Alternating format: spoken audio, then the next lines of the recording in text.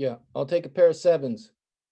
Oh, gotta go. I'll talk to you later. Hey, ladies and gentlemen, I gotta get this thing off. It's driving me crazy. Good evening, ladies and gentlemen. Welcome to another wonderful show tonight. Thanks for joining us tonight. We have a very special show for you, of course. Not only are we being broadcast live in a remote functionality, but I have a serious issue to discuss. For many years, I've been known as a drinker, gambler, womanizer, anarchist, and incompetent pet store employee. My life was a cornucopia of sex, drugs, and rock and roll, and it was exhausting, believe me. But my downfall in life was not my fault. It was those evil executives at the network, those producers, and the heads of my fan club. They were the real demons that sent my life spiraling out of control and into the abyss of all the drugs, liquor, loose women, and endless Sunday afternoons at the racetrack. My actions were reprehensible, but I am now a changed man. And I intend to start a new life, a new chapter in my life, that is. Here's how it all started.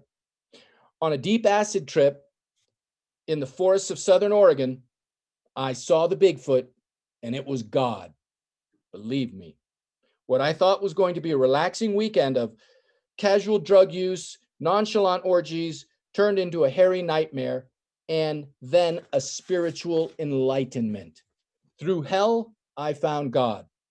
From today forward, ladies and gentlemen, I will no longer drink, gamble, fornicate, or talk old ladies out of their Social Security checks. But wait a minute, let me think about that. Okay, I agree to everything except the Social Security scandal. I might need that money if this show doesn't work out. Anyway, tonight I'd like to introduce my guests, who are a grouping of some of the finest professionals the world has ever seen. And they'd like to advise me on issues of great spiritual significance and guide us on a humble journey. My first guest is Professor Emeritus of Midwest Native American Studies at the Eastern University of West Virginia, and an expert on nail fungus removal, the very distinguished Ron Boucher. Professor? Hello, excuse me. That crazy. Hello, Stevie D. This is Dr. Professor Rob Boucher, otherwise known as Disco Rob Bob, and coming at you. You like the disco? Yeah, what the heck? Hey, man, when you're in quarantine, you got to keep yourself busy. Right. And thanks. Yeah, we'll be I'm right here. I'm glad to be here. Now, hopefully, I'll help you out with that whole toe fungal thing. Oh, yeah. Thank you very much, Professor. Next, I'd like to introduce a very special dignitary, all the way from somewhere very east, yet also very west, former advisor to Indira Gandhi and a specialist on South Asian cuisine, Miss Grace Patel. Namaste, everyone. Namaste is, after all, the hug in the pandemic times. By Bigfoot's grace, my name is Gracie Patel. My friends call me Gray because they find me a bit shady. And also, as you can tell, my name is a bit long, like Gracy. Gray is cuter. I'm indeed an East-West mix. In India, I did Eastern things like celebrate Halloween. And after moving to the West as a chef, I do Western things like cook with pink Himalayan salt. Wonderful. Thank you, Grace. We'll be back to talk to you soon. Finally, someone who is one of my greatest fans since the origin of sliced pita bread, former political strategist for the Trump campaign, Mr. Sam Pepperdino. Sam? Thank you, Stevie D. It's a pleasure to be here. Thank you. I got to say that it's nice to have an opportunity to, for someone to finally hear about the 7-Eleven New York Giants Pat Sajak cabal, which, let's face it, that not enough people know about. We'll be back to talk to you about that in just a minute. I'm excited that all of you are here with us tonight, and I can't wait to hear about all your great recipes for banana bread. We'll be right back after we view these terrible excuses for commercials that we shot several months ago, but no one would let us air. Talk to you soon. Be back in a minute. Do not attempt to adjust your electronic devices. I am Dr. Nucleon, and they are under my control. Your inferior technology allows me to interrupt your broadcasts. People of the world, I demand $1 quadrillion in Krugerrants. If my demands are not met, I will drop this vial of deadly G9 nerve gas into a populated area. 1 millisecond of exposure to G9 nerve gas will render a city with the population of Grand Rapids entirely without motherfucker.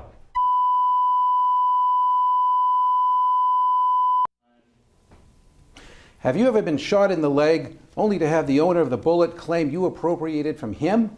Slipped on a hovercraft at the same time its ownership was being transferred, thus neglecting you the settlement that you deserve. Ever been in a bar fight soon after you had a new arm attached, an arm once belonging to someone who had just died, and they are holding you responsible for the accidental death committed by the possessed zombie arm? Are you involved in a legal predicament so strange, so macabre, so bizarre, that no other lawyer will even let you into their office? Then call the legal offices of Betty Tagliani. I'll get you the settlement you deserve, no matter how outlandish, unbelievable, or even extraterrestrial it is. I fell on a train crossing the border between two different countries. On top of that, the train company went bankrupt at the same time, but I got injured. Buddy Tagliani got me my settlement. Hey, what are the odds a decommissioned dirigible would break away from its mooring only to find its way to the middle of international waters, right where I just happened to be, standing? I got $7,500. I lost a toe and a kneecap, but still, I got $7,500. So thanks, Buddy Tagliani. As undeserving as this guy is, he called the law office of Buddy Tagliani and won. After legal fees, court filings, and unpredictable invented ancillary expenses, he really ended up with only about $47. But we won and proved them wrong. Call the law office of Buddy Tagliani. I'm prepared to believe you. And we're back. Weren't those great? Well, maybe not. Anyway, I'd like to speak to my guests here tonight, and they're going to be informing us of some very, very important information. We'd first like to talk to Mr. Sam Pepperdino, who's of the Frump political strategist campaign, something or another, right, Mr. Frump? Or Yes. What's your name? Sam Pepperdino. Oh, right. How are you? I am well, thank you. I am no longer with the Frump campaign. I've moved on due to their claim that my positions were too controversial. But you know, it's nothing I'm not used to. I've always been one to court controversy, as you know, Mr. Stevie D. You were there when you and I were protesting that the state was not clothing animals. We have animals walking around naked, and you joined me in that campaign.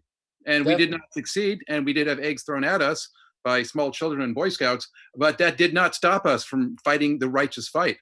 Right. Now, Mr. Pepperdino, or if you don't mind me calling you Sam because we know each other, why does the Rump campaign fear you so much? Well, yeah, it's funny you should mention that. A couple of things I discovered. Now, if you take out the third, fourth, fifth, and sixth letter of Donald and the first and fifth letter of Trump, you get do Brum. That is clearly the White House promoting drinking and, well, let's just say it, it's affecting our kids. It's all about kids. And they knew I was on. I also discovered the 7-Eleven New York Giants Pat Sajak controversy that, of course, nobody wants to talk about. And they said, oh, you're too nuts for us. I said, I'm too nuts for you guys, and you're booting me out. So, you know, let us spread the word.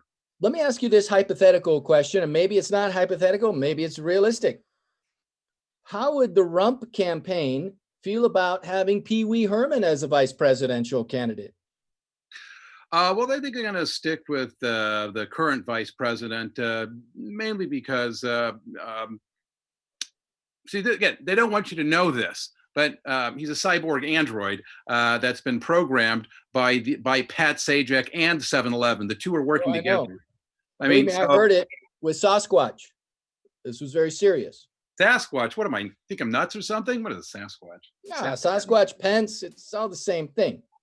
Anyway, well, Sam, I'd like to hear more from you, and we will hear more from you. Right now, I'd like to talk to my next guest, who is Professor Ron Boucher. And Ron Boucher, Professor, you've got some very interesting concepts here about Midwest Native American culture, how it relates to spirituality, and also nail fungus removal. And I'm dying to hear about that. So, Professor, what's going on with you these days? Absolutely, Steve. As well known that I am part of the Association for the appropriation, promotion of registered indigenous cultures, otherwise known as AAPRIC. And so what we are is we're a group of well-meaning but misinformed and disingenuous people, a group of people who believe that the best way to promote Native cultures is to have the representation of those Native cultures be a non-Native person. And that because we found historically that non-Native people, or for a better word, white people, respond more positively to the Native concerns when they're presented to them through the lens and the eyes of a white person. That's why Little Big Man and Dances with Wolves work so well. It's because they have that representation. They see Native Americans through their eyes. Actually, they actually see themselves. But fascinating. That's a thing. Now, Professor, is it true that the Midwest Native Americans needed no underarm deodorant? That is true. That is true. Amazing. Because how did they do that? Well, because they used the herbs and the available plants, and they were very clean. They cleaned themselves, every day, so they were very clean. Like dogs and cats. Didn't need a lot of perfume. What? Excuse me? Like dogs and cats, like Sasquatch. They lick each other. Typical Sasquatch, they'll clean each other's Actually, underarm. the licking of each other and the picking of each things, yeah, that actually came from the Europeans, because they were living squalor. And okay. But yeah. I guess I got that wrong. It's always the European. Well, that I am the doctor. Now, let me ask you this. Also, I heard this on another talk show that the Midwest Native Americans were very familiar with multi-fuel injection systems. Yes, they were. About methane. They were familiar with methane. Because taking a lot of most drugs. people are familiar with methane, but they actually used it as a cooking fuel. Wow. Yeah, That's yeah, and I think when they brought the horses, the Europeans brought the horses to America, they fed them the oats, and the oats, by using the oats they could produce more methane producing manure. So it's some of those horses. Yeah. Well, we're going to talk more with Professor Ron Boucher here in a minute. Thank you, Professor. You're welcome. I'd like to hear from our wonderful Gracie. Do they call you Grace or Gracie? Anything is fine. Wonderful. Welcome to the show again. And what's going on with the whole Indira Gandhi? Was there a scandal, or tell me more about that? That sounds fascinating. Indira and I were childhood friends. We spent so many of our childhood golden years, dancing and frolicking and cooking. And I was her advisor. And, I really can't talk more about the scandal. She was my friend. And, she was kind of my foe too at times. So she was kind of my frenemy, if you know what I mean. So I can neither confirm nor deny the scandals. Okay. Well, I'm just curious, since you knew her so well, how do you think Miss Gandhi would have felt about me becoming a Hungarian rabbit breeder? Hungarian rabbit breeder. So Mrs. Gandhi, she was very worldly wise, and she was very ambitious herself. She was the first woman president of, the country, and the first of many sorts. So I think she would have been very encouraging. Although, what does that really mean? What does a Hungarian rabbit breeder do?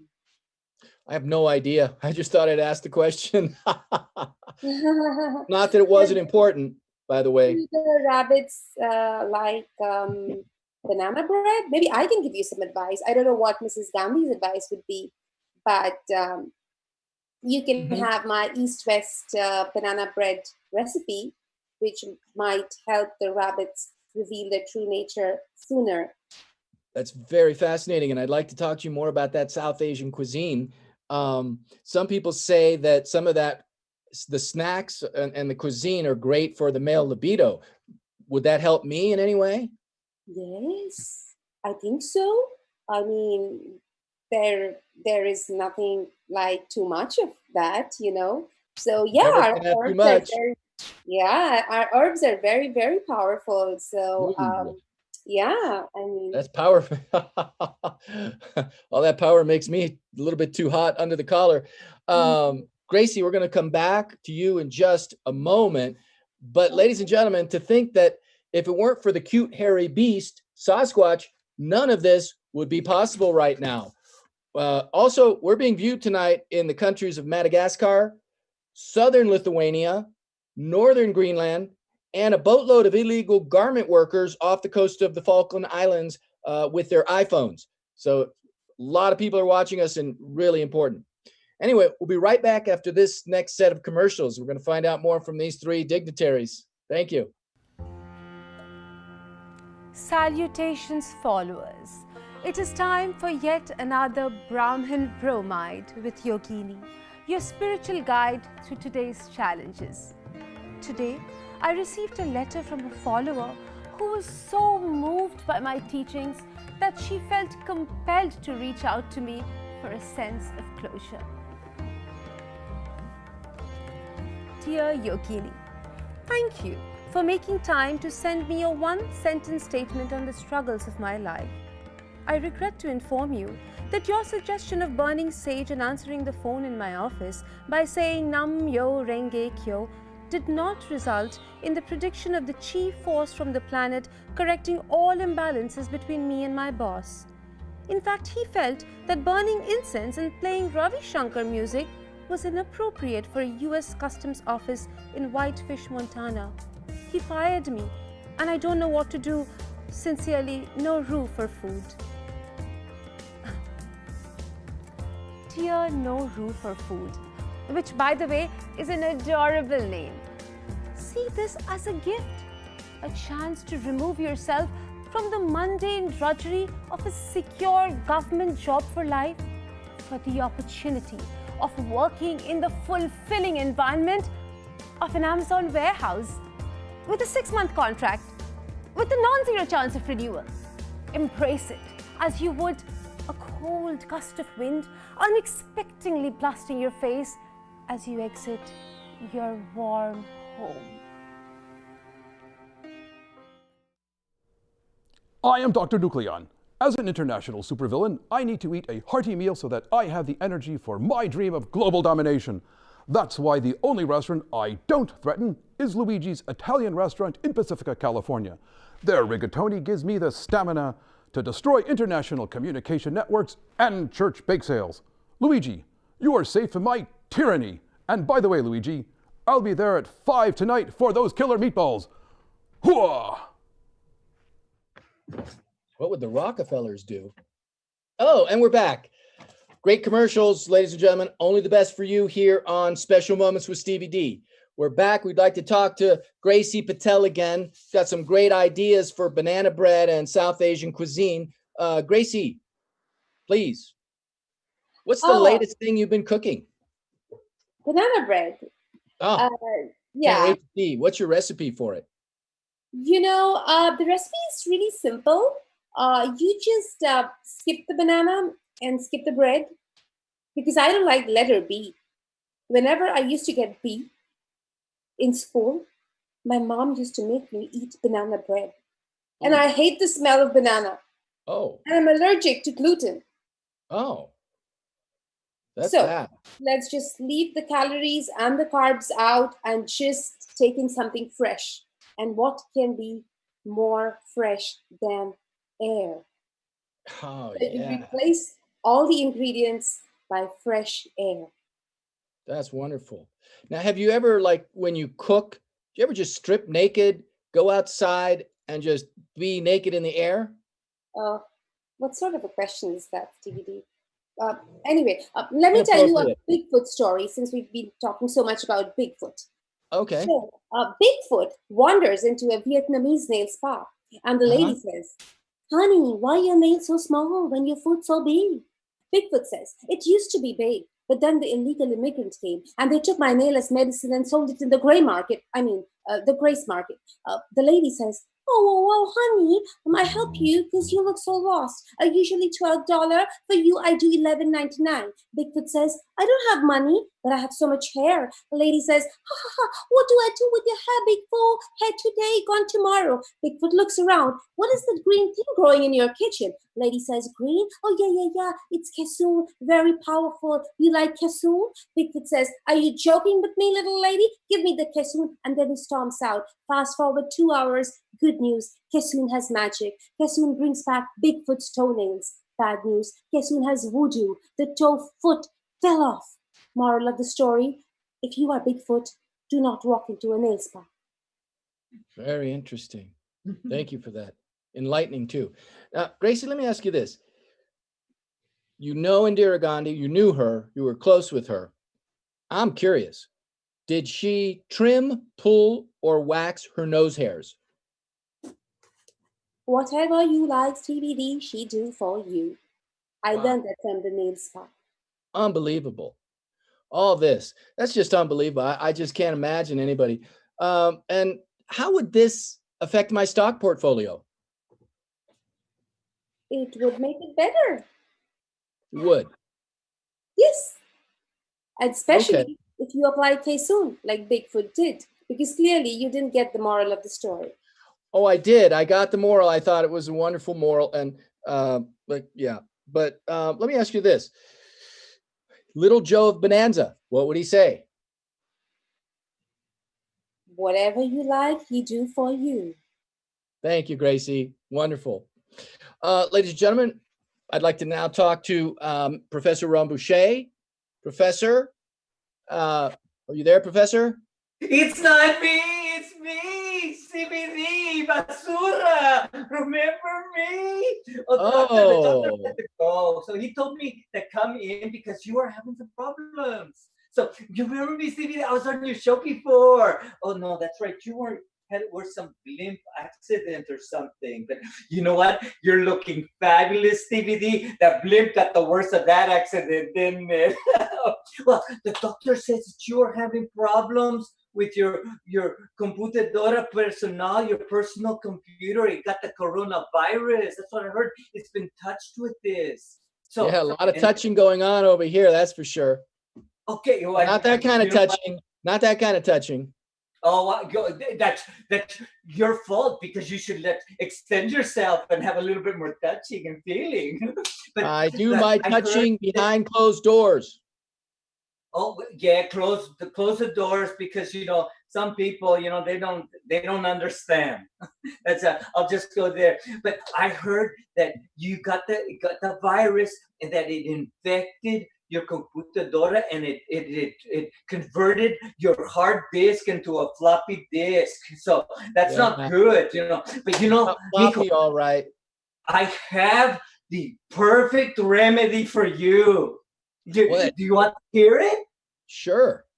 Okay, what you did is like in the Latinx community, I am known as Brujekis and the Curandekis. So I know all about the herbs and everything. So what you do is you make a big pot of elote. Do you know what elote is, mijo?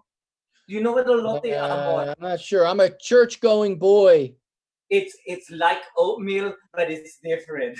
So it's got the cornmeal and the chocolate and the cinnamon, the azúcar, and what you do is you make a big bowl of it. You make a big bowl of it and you make it really hot and then you add some chiles to it. Get a little spice in your life, mijo. Yeah. So you add your chili and you get it real hot and you take it and you drink a cup of it, and then with the rest of it, you rub it all over your body.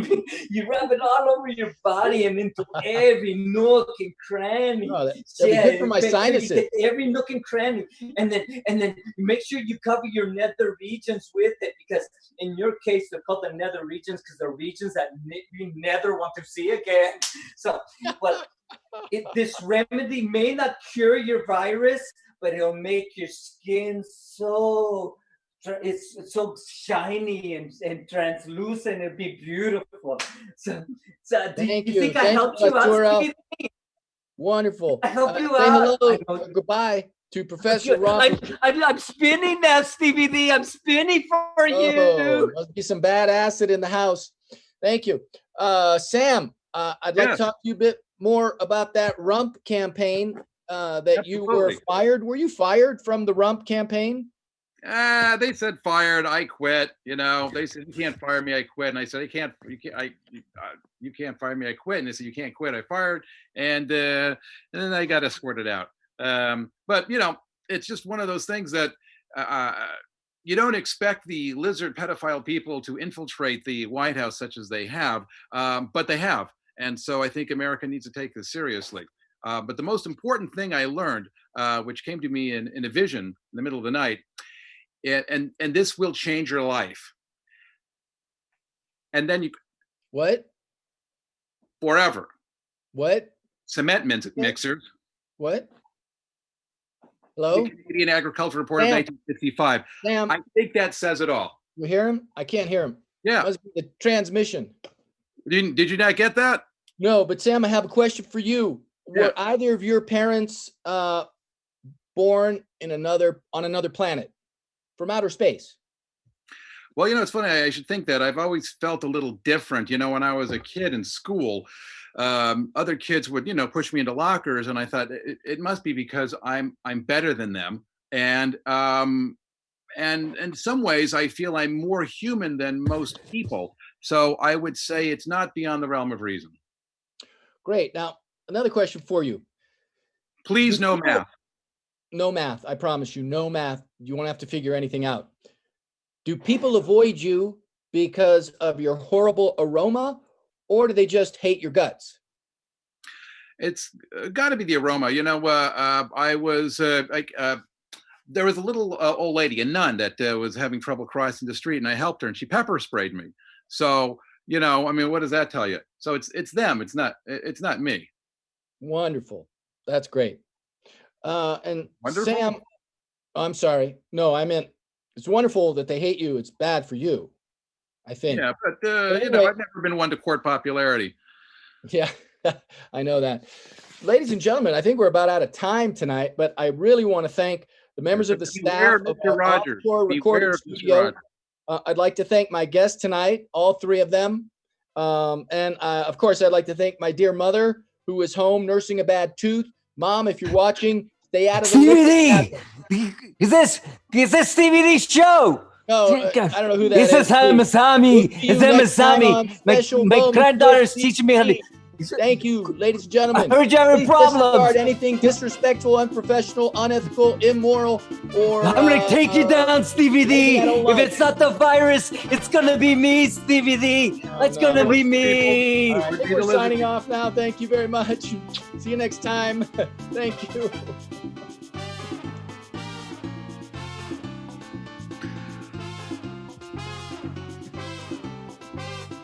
And